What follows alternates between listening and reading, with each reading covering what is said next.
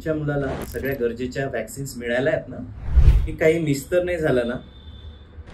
तर बरेचदा पालक कन्फ्यूज असतात की गव्हर्नमेंटचं वॅक्सिन द्यावं की प्रायव्हेटचं. तर गव्हर्नमेंटच्या वॅक्सिन्समध्ये जे बेसिक लसी आहेत, BCG, कावीळ, पोलिओ, ट्रिपल आणि गोवर, या लसी गव्हर्नमेंटच्या वॅक्सिनमध्ये कव्हर होतात. तसेच आता नवीन याच्यामध्ये न्यूमोनिया आणि रोटाव्हायरस डायरिया या लसी सुद्धा गव्हर्नमेंटमध्ये उपलब्ध आहेत.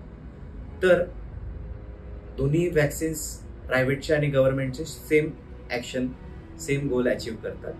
फक्त काही एक्स्ट्रा वॅक्सिन किंवा एक्स्ट्रा केअर जर तुम्हाला तुमच्या मुलांना द्यायची असेल तर प्रायव्हेटमध्ये जे ट्रिपल, पोलिओ आणि मेंदूज्वरचे वॅक्सिन्स कॉम्बिनेशनमध्ये येतात ते पेनलेस अवेलेबल असतात. तर पेनलेस आणि पेनफुलमध्ये काय फरक आहे? गव्हर्नमेंटला हे पेनफुल वॅक्सिन्स मिळतात. पेनलेसमध्ये ताप येणे, सूज येणे, गाठ येणे ह्या तक्रारी किंवा कॉम्प्लिकेशन, साईड इफेक्ट थोडे कमी असतात. तर वॅक्सिन म्हणजे खर्च नाही, तर हे एक इन्व्हेस्टमेंट आहे.